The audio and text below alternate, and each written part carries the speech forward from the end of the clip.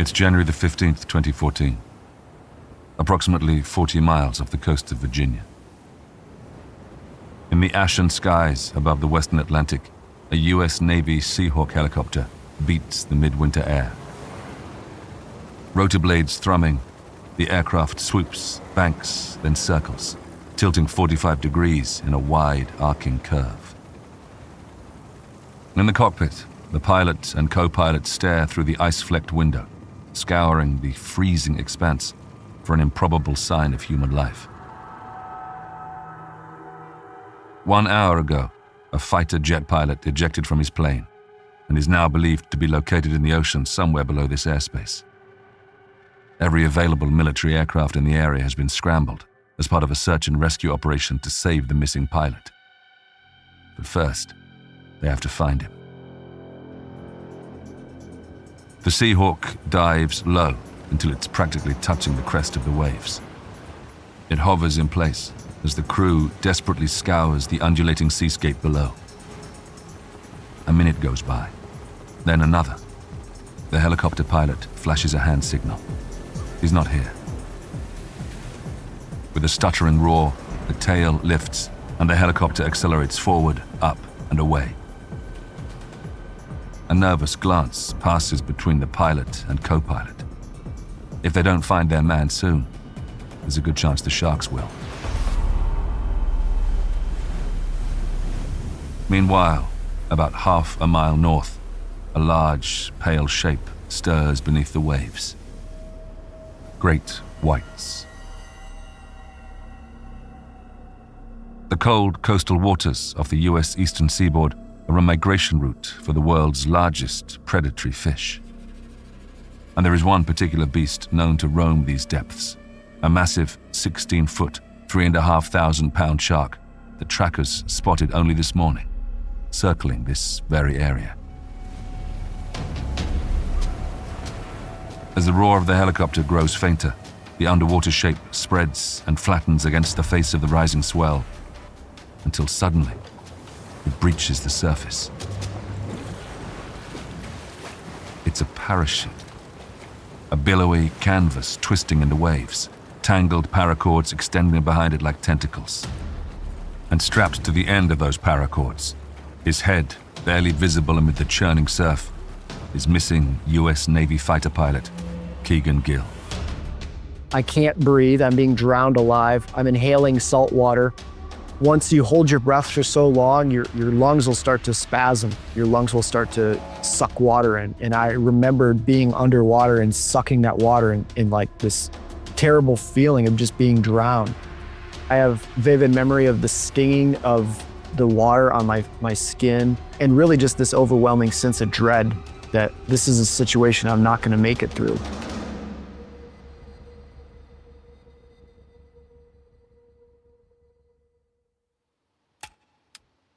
Ever wondered what you would do when disaster strikes? If your life depended on your next decision, could you make the right choice? Welcome to Real Survival Stories. These are the astonishing tales of ordinary people thrown into extraordinary situations. People suddenly forced to fight for their lives. In this episode, we meet 28-year-old fighter pilot Kegan Gill. In early 2014, Kegan is at the start of his military career, honing his aviation skills and preparing for his first deployment to a real war zone. And things are about to get very real, just not in the way he expects. On the morning of January the 15th, a routine flight exercise over the Atlantic takes a disastrous turn when a maneuver he's executed countless times before goes horribly wrong. I pulled the throttles to idle, put out the speed brake in a desperate attempt to slow the aircraft, and very quickly the ocean rushing up at me just became completely overwhelming. It was just filling the canopy. Trapped in a nosedive towards the ocean, Kegan will have to make a split-second decision between a guaranteed quick death and a likely slow one. I just felt this deep sinking sensation in my heart, and my body just instinctively assumed this body position and pulled the ejection handle. I'm John Hopkins. From the Noiser Podcast Network, this is Real Survival Stories.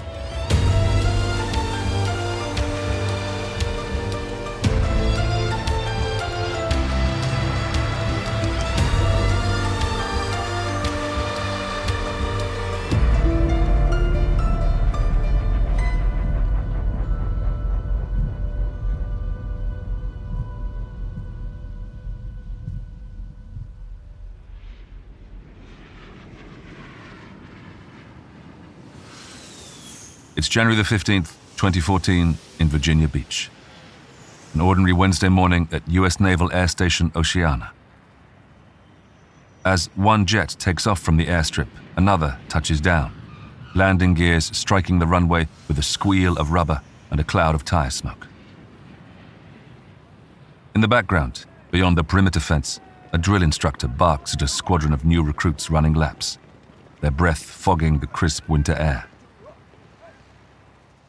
Meanwhile, in a classroom inside the Top Gun weapons school, Lieutenant Kegan Gill sits behind a computer, his brow furrowed in concentration. It was kind of a standard day in that world. You know, I'm busy doing all these side jobs. I spent the morning over at the Top Gun weapons school doing mission planning. So sitting at a laptop programming mission cards, which isn't exactly the sexy version of being a fighter pilot most people think it is, but you spend a lot of time behind a laptop programming computers. Though hardly glamorous, Kegan is as committed to this part of the job as any other. Studious and methodical, he has a good head for numbers. It's what helped him finish second in his class at flight school. Admin tasks like these actually enable the conscientious rookie to do what he does best: keep his head down, his mouth shut, and quietly absorb as much information as possible. Even after 3.5 years training, and over 8 months as a fully qualified naval aviator, Kegan still has a lot to learn. Our squadron was preparing to go on what was about to become one of the most active combat deployments in modern warfare with U.S. involvement. So we knew we were going to do some very real stuff. There was a lot of close air support going down in the Middle East at that time. But yeah, it was getting really close and really real, and we were starting to do our workup cycle to prepare for that.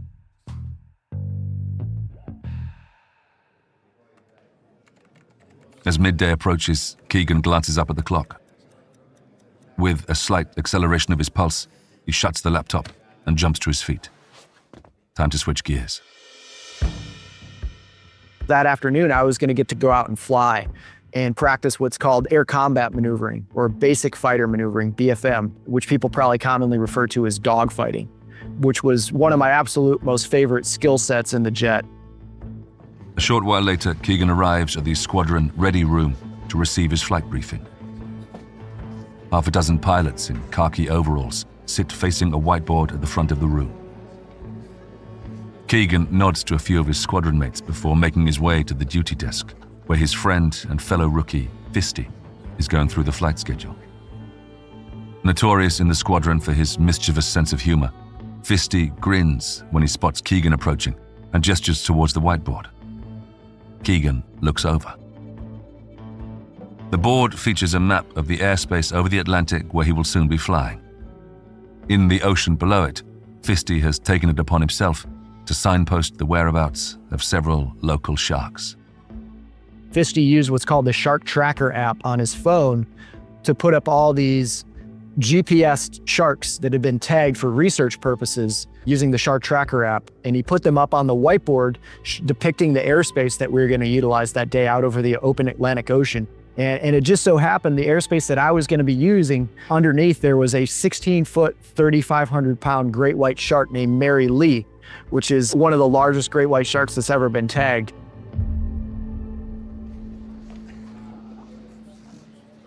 Kegan manages a wry smile. This he didn't need. Maneuvering a supersonic jet is hard enough without Mary Lee taking up valuable headspace.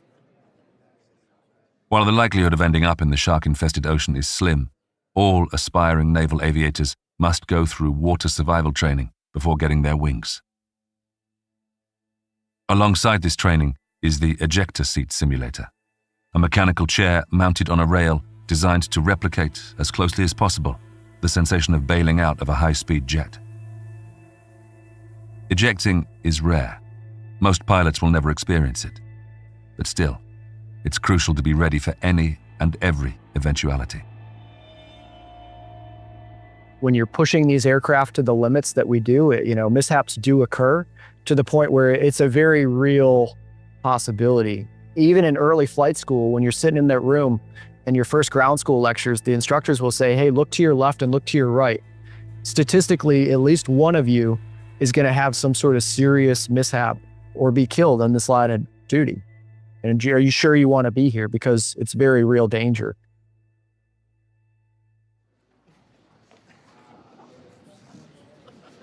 The prospect of ejecting is remote enough for Kegan to chuckle along with the jokes about great white sharks.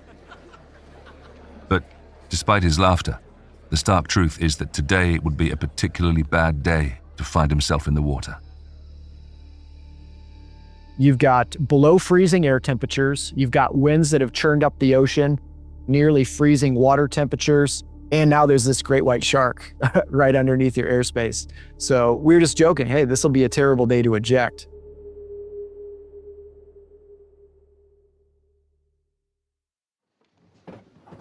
Kegan takes a seat. As he waits for his commanding officer to start the briefing, his eyes drift over to another corner of the whiteboard, where the names of every new pilot in the squadron have been written. Below each name is a nickname, a call sign bestowed upon the rookies by the older pilots as part of their induction into the regiment. So for U.S. Navy call signs, they're typically these badges of dishonor. You know, something that you've done that's probably the most embarrassing thing that you've ever done, or maybe some embarrassing feature of you, be that your appearance or demeanor. Whatever you dislike the most oftentimes is what gets used for your call sign as fuel. And oftentimes they're, pretty raunchy and rude. And the more you hate it, the more likely it's going to stick. Kegan can't help noticing that his is the only name without a call sign written underneath it. Perhaps he should be flattered. Quiet and hard-working, he has avoided drawing negative attention to himself. He has a spotless record to be proud of. My squadron mate Basil, who is a pretty well-experienced junior officer, was kind of joking with me too, saying, hey man, you just haven't done anything dumb enough yet to earn a call sign. Ever since he was a child, Kegan has wanted to be a pilot. His love of aviation goes back to when he was just 8 years old, watching sky shows performed by the Blue Angels, a U.S. Navy flight demonstration squad. When you're a little kid in the audience and these jets go blasting over you, maybe just a couple 100 feet above you, and you get to feel that jet noise reverberate through your soul. It's a very effective recruiting tool for the military, that kind of inspires you as a young kid. And so I think that was always in the back of my head. And although growing up, I never thought I could do that. I always had this block in my mind for whatever reason, I'm not the kind of guy that could do something like that. That's only for superhumans. At a young age, Kegan didn't feel very superhuman himself. Shorter and scrawnier than most of his classmates, with a thatch of tufty blonde hair, he was an easy target for bullies.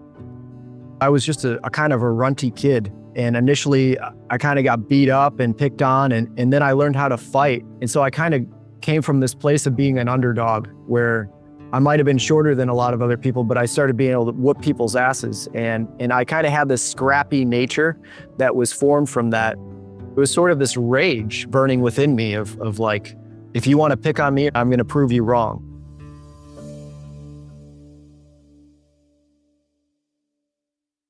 This defiant spirit fostered a rebellious streak. At school, he struggled against the constraints of the classroom and frequently found himself in trouble with his teachers.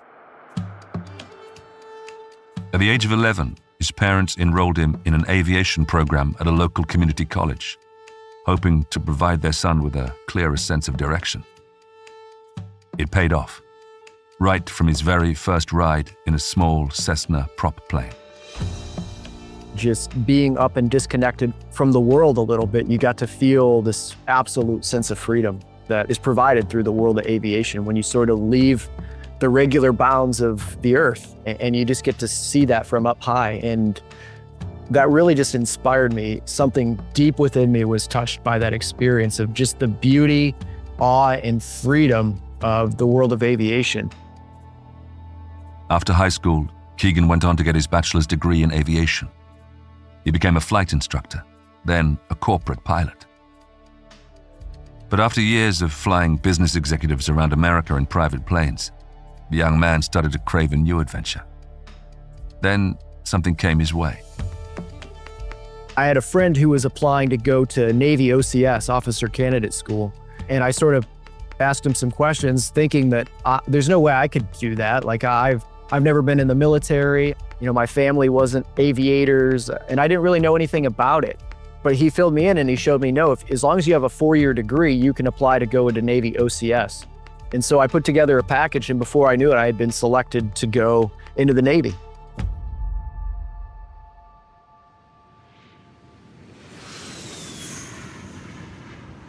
It's early afternoon back at Naval Air Station Oceana.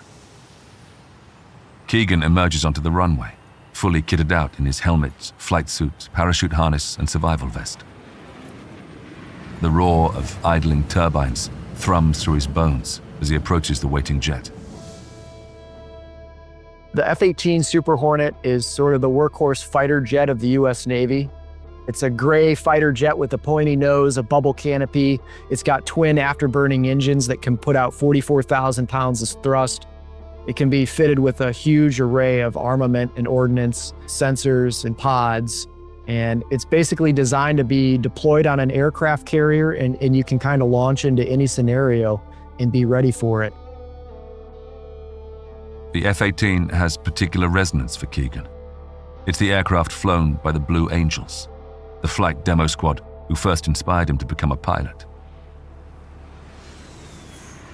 He climbs inside the cockpit. Once he's finished his pre-flight checks, he flashes an OK signal at the ground crew before receiving the all clear to taxi his jet into position. He glances over at the pilot in the plane alongside, his squadron commander, Diego. He'll be partnering Kegan on today's exercise. Basic Fighter Maneuvering Training, BFM, involves staging aerial combat scenarios. Kegan and Diego will be sparring in a series of nose-to-nose dogfights, aiming simulated missiles at each other's aircraft. Kegan doesn't expect to come out on top. Diego has far more experience than him. It was going to be like stepping into the ring with a seasoned black belt fighter pilot, which was my commanding officer who had been doing this for nearly 2 decades, and me, a guy who is, 8 months fresh out of the rag, still figuring out the basics of it. But I knew I was going to get an ass kicking, but that's kind of just how you had to learn.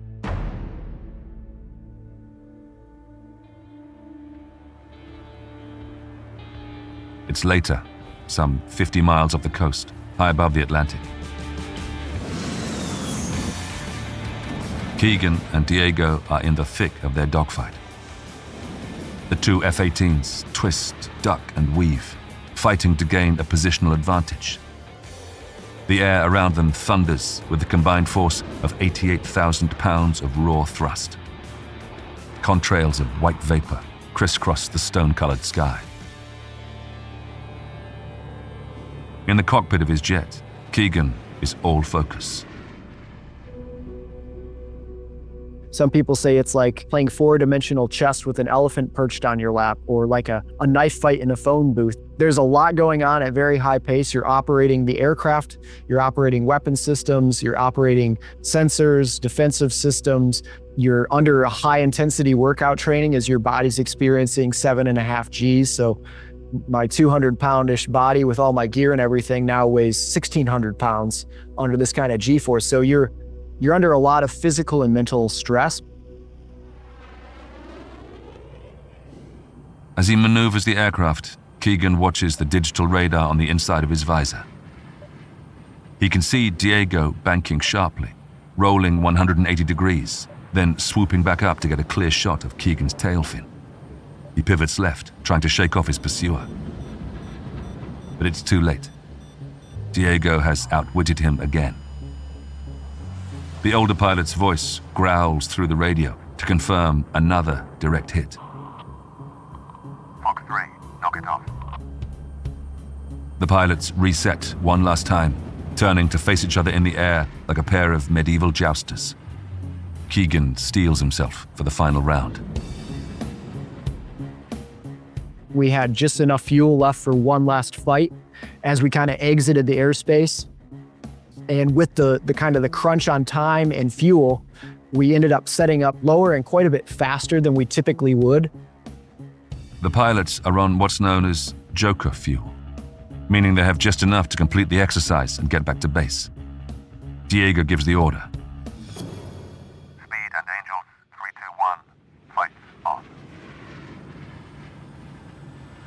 Kegan engages the afterburners.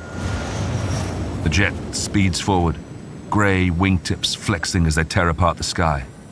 Bracing himself, Kegan keeps one eye on the radar. The distance between the two jets closes quickly. Their flight paths cross. Diego's trajectory takes him upward, Kegan's downward, nose low. His jet is now accelerating vertically towards the ocean. 10,000 feet, 9,000, 8,000. The speedometer reads 695 miles per hour and ticks steadily upward towards the speed of sound. He needs to pull up, to change direction. His skull vibrating inside his helmet, Kegan pulls the control stick into his lap, angling the nose of the jet upwards.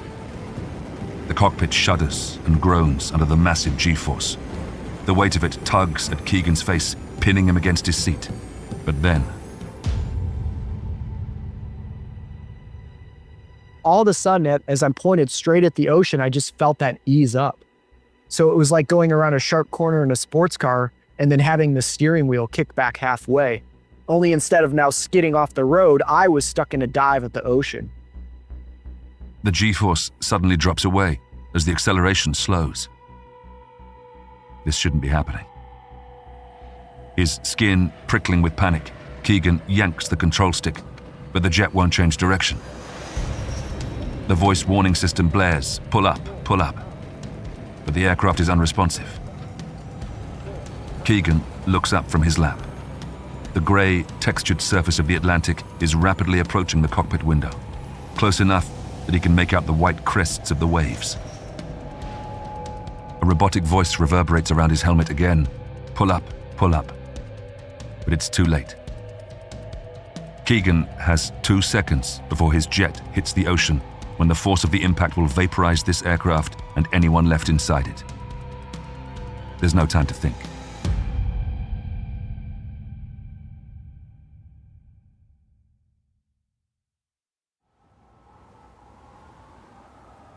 It's early afternoon on January the 15th, 2014, approximately 50 miles east of Virginia Beach.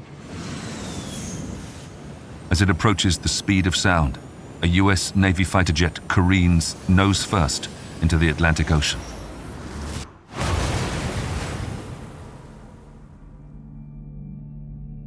The aircraft disintegrates on impact, blotted out of existence in a searing flash of powderized metal and a starburst of fire and shrapnel. Within seconds of the collision, the jet is reduced to nothing more than a slick of fuel shimmering on the surface. Of the few scraps of floating debris, the largest is no bigger than a crumpled car license plate. Meanwhile, in the sky overhead, a parachute opens. A normal ejection is violent. It'll cause permanent spinal compressions. It'll cause flail injuries of your arms. And that's in an ideal scenario where you're straight and level flight below 180 knots airspeed. I was way outside of that envelope, but I didn't have any other choice. Either I pulled that ejection handle when I did, or 2 seconds later, I was going to plunge into the ocean and be vaporized along with that jet. When Kegan pulled the ejection handle, an explosive charge detonated beneath his seat, firing him from the cockpit like a rocket from a launch pad. As the aircraft slammed into the ocean, his body smashed into the sound barrier with a force 100 times stronger than a Category 1 hurricane. A normal ejection at 200 miles per hour can cause devastating, life-threatening injuries, spine damage, whiplash, bone fractures. Kegan exited the aircraft traveling at more than 3 times that velocity. The impact ripped off his helmet and knocked him unconscious. The human body is not terribly aerodynamic at that speed. I was going 695 miles per hour or 604 knots indicated airspeed, which is 0.95 indicated Mach, so 95% the speed of sound in what we call the transonic region. The force of the air at that speed is so strong and only getting exponentially stronger as you approach the speed of sound that there's no way anything can penetrate that. And so it was that very sound barrier, that wall of air that my body smashed into. As his parachute opens, Kegan is jerked back.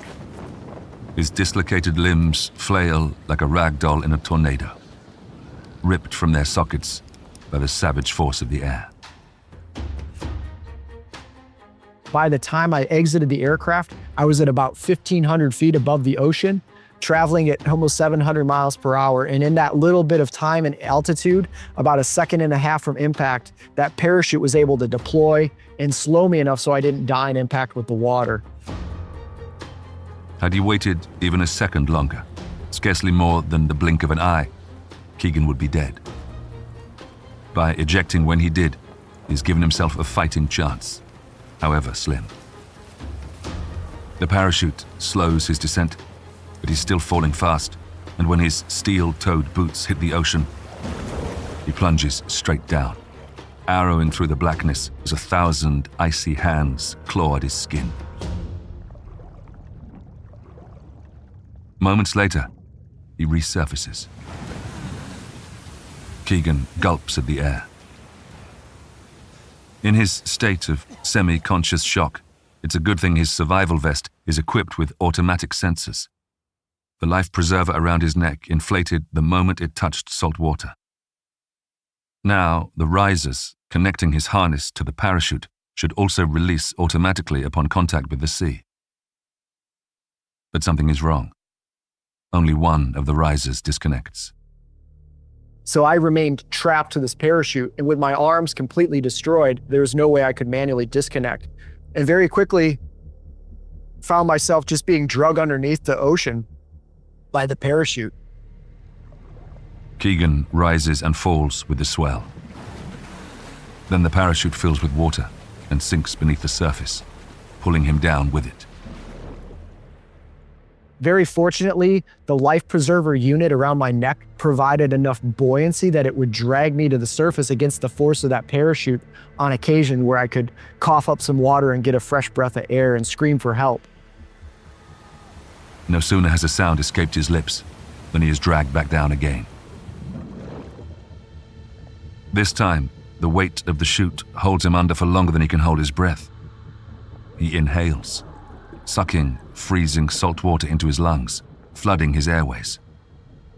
And just when it seems like drowning is an inevitability, the life preserver brings him back to the surface.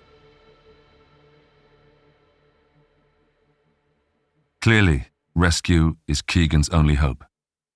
But most of the communication gear strapped to his utility vest has been lost in the ejection. Even if he were in full control of his faculties, he wouldn't have the means to radio for help. My beacon had malfunctioned, so there was no electronic way to find me. My radio was gone, all my signaling equipment was gone, and I was now in the currents of the ocean, which were very quickly going to change that position.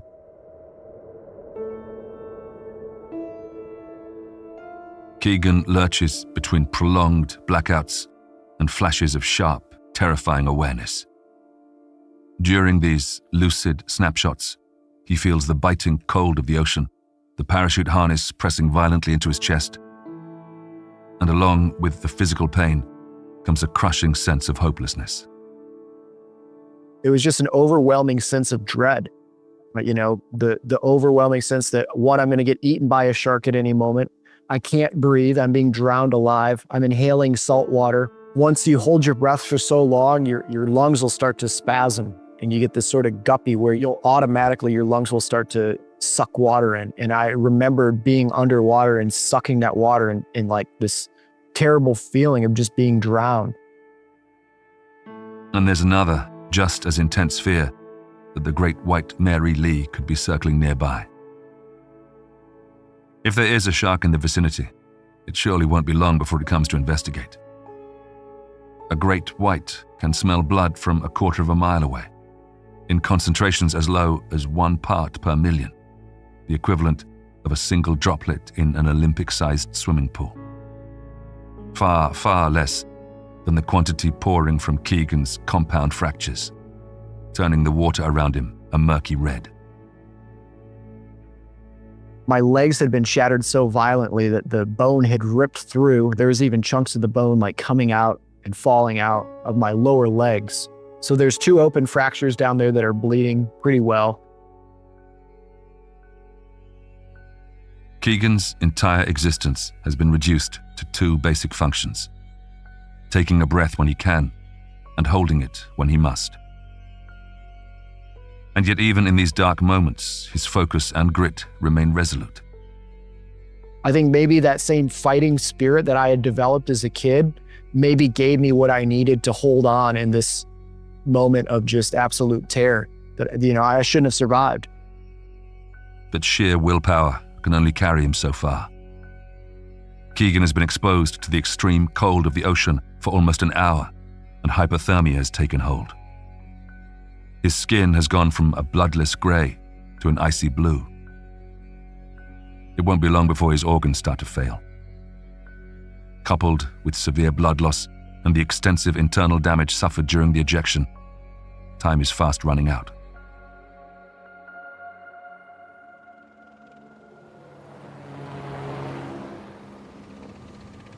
It's an hour later. A US Navy Seahawk helicopter flies low over the Atlantic Ocean. A short while ago, this aircraft had been heading for a training day off the Virginia coast, when the call came in about a missing pilot believed to be adrift somewhere below this airspace.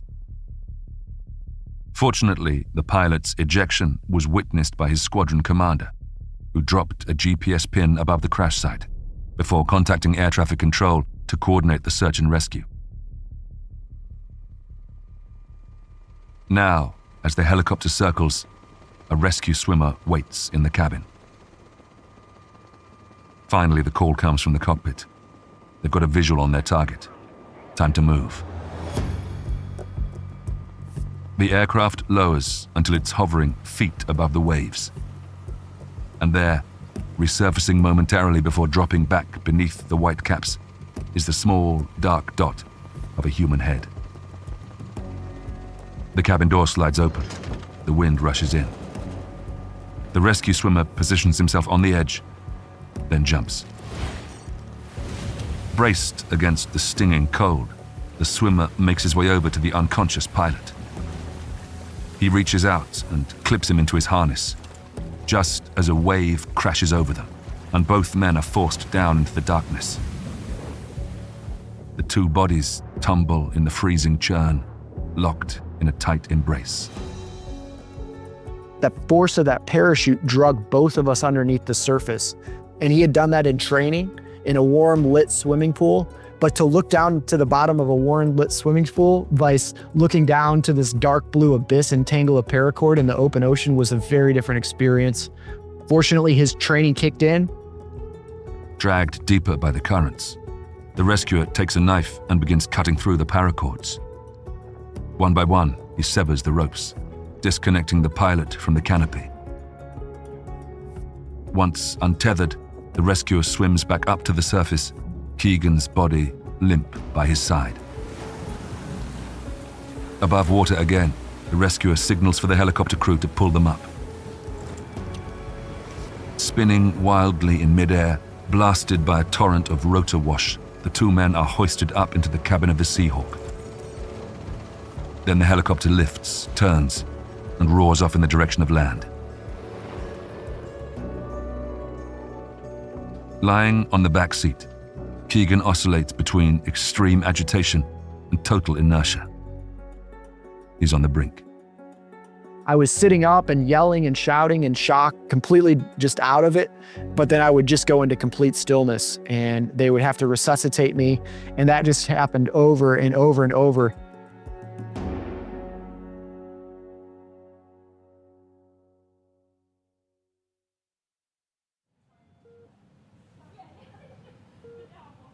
It's 2 weeks later at a naval hospital in Portsmouth, Virginia. Kegan is in the ICU. An assortment of tubes and wires protrude from his motionless body. He's been in a comatose state for the last 14 days. But today, finally, his eyelids flicker. It was just like waking up from a dream, except for some reason all these people are in your room.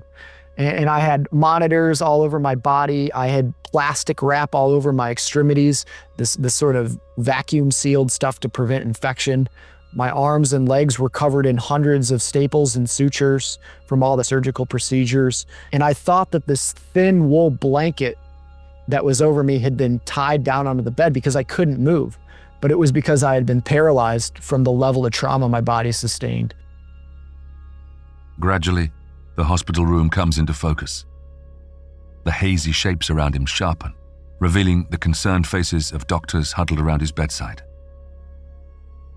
Still groggy from the sedatives, Kegan struggles to focus on their words. The medical staff kind of came in and just kind of laid it out and said, hey, you've been in a high-speed ejection. You've shattered your arms and legs, your neck, your shoulder, all these other problems. You're likely never going to walk again. We don't think you'll ever use your arms again, and your military flying career is over.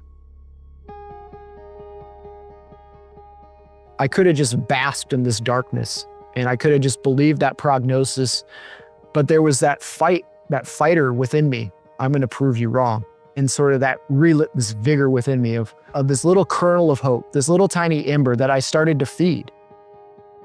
Whether or not Kegan can defy the doctor's expectations, one thing is certain: the road to recovery will be a long one indeed. The ejection shattered practically every bone in his body. But he has the motivation he needs. I just thought, what can I do today? How am I going to get back to the jet? And I started to visualize, what's it going to be like when I'm back in my flight suit with my wings on my chest and my arms and legs work, and I get to walk back into this hospital room and see these medical professionals say, hey, look at me, look what happened, you were wrong. After several weeks, Kegan is transferred to a rehab center in Richmond, Virginia. There, he begins a grueling regimen of physical therapy. Numbing the pain with a cocktail of strong opioids, he slowly starts to show tiny, incremental improvements. One day, he can move with a walker. Some function returns to his arms and legs. Then, he's allowed to return home to his apartment in Virginia Beach. He continues his program of therapeutic activities, and the months pass slowly, painfully, until eventually an entire year has gone.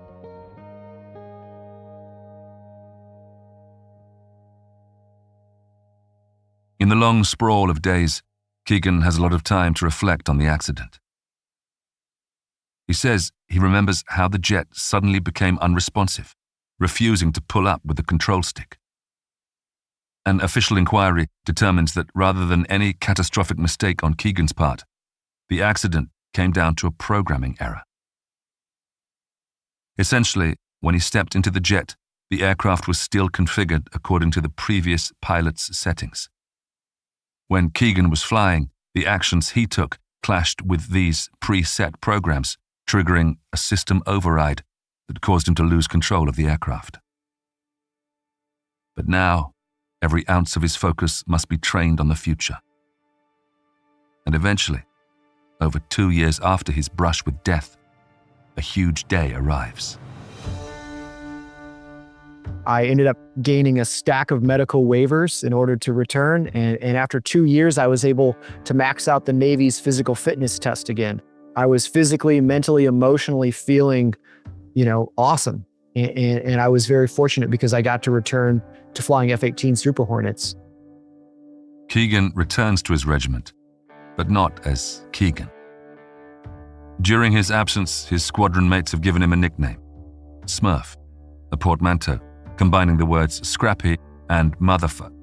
Well, you get the idea.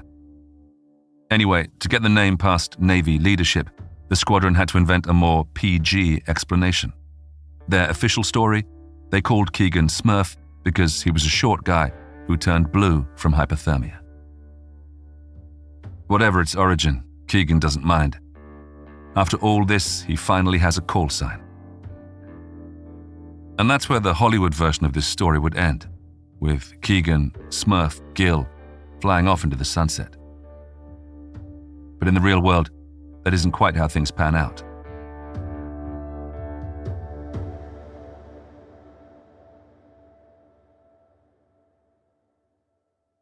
It's 18 months after Kegan's return to active duty. Considering where he was 3 years ago, his recovery has been nothing short of miraculous. Then, One day, out of the blue, he begins experiencing strange, vertigo-like symptoms. Dizzy spells, panic attacks, nausea. He consults the base doctor, who provides a diagnosis: delayed onset post-traumatic stress disorder. He is taken off active duty and sequestered to the psych ward of a veterans hospital. Once again, Kegan finds himself surrounded by doctors administering powerful medication. I had already had this terrible experience with the pain meds and having to wean myself off all of that with the addiction issues that caused. But now I'm having to do the same thing with psych meds. And it drug me down just an even darker, deeper hole that eventually led to my medical retirement. You know, I went from a high-performing, capable human being to in and out of psychoses. I thought I was in the Truman Show at times. I thought that everyone around me were actors, and this was all just fake. When he's eventually discharged, months later, he emerges a very different man. Over the last 3 years, Kegan has passed several major life milestones. After his initial recovery, he met and married his now wife. The couple have 2 children. But in the wake of his latest medical setback, Kegan alienates himself from his family. I was really suffering in that darkness after I got out of the inpatient psych facility where we were very actively discussing divorce. I was no longer somebody anybody wanted to be around. I was so bitter. Really, the only emotions I could feel were just betrayal and anger and rage. My kids would come up and try to play with me, and I would tell them just to leave me alone. I didn't want to be talked to. I didn't want to be bothered, and I was just a different person. He tries numerous approaches, even exploring alternative medicines and psychedelics. Anything to get better. And slowly, but surely, he does make improvements. I discovered psychedelic-assisted therapy, which was being used in some cases to treat people of trauma and mental health issues. And so I realized that maybe there's a different path to this healing. While controversial to some, Kegan is convinced these processes helped him and remains an advocate for alternate approaches to getting better. Day by day, he starts to feel more like himself again, eventually making another remarkable recovery. It's been a wild transformation, almost unbelievable and miraculous. Surviving the ejection in the first place has been this recovery from severe mental health issues and getting my life back. Having spent much of his career viewing the world from over 40,000 feet, Kegan knows a thing or two about perspective.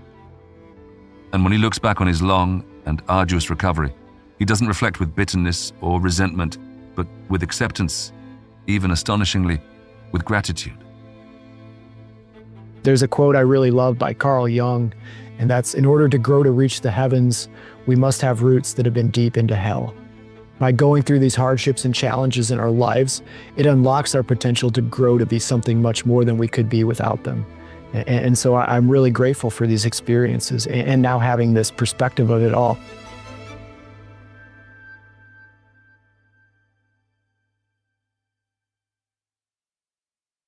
Next time on Real Survival Stories, we meet Tara Pyfrom. Together with her wife Catherine and their 6-year-old daughter Hazel, the Pyfroms live a life of idyllic bliss in the Bahamas. That is, until September 2019, when Hurricane Dorian makes landfall and plunges their peaceful island existence into chaos. As this record-breaking storm swamps the land, Tara's home is engulfed. Their house becomes a death trap, where they will have to go to increasingly extreme measures just to keep their heads above water. The water's not slowing down and it's still rising. We're in danger of drowning inside of our house. That's what's going through my head. That's the worst case scenario. That's how I'm going to die. That's next time on Real Survival Stories. Listen right now without waiting a week by subscribing to Noiser Plus.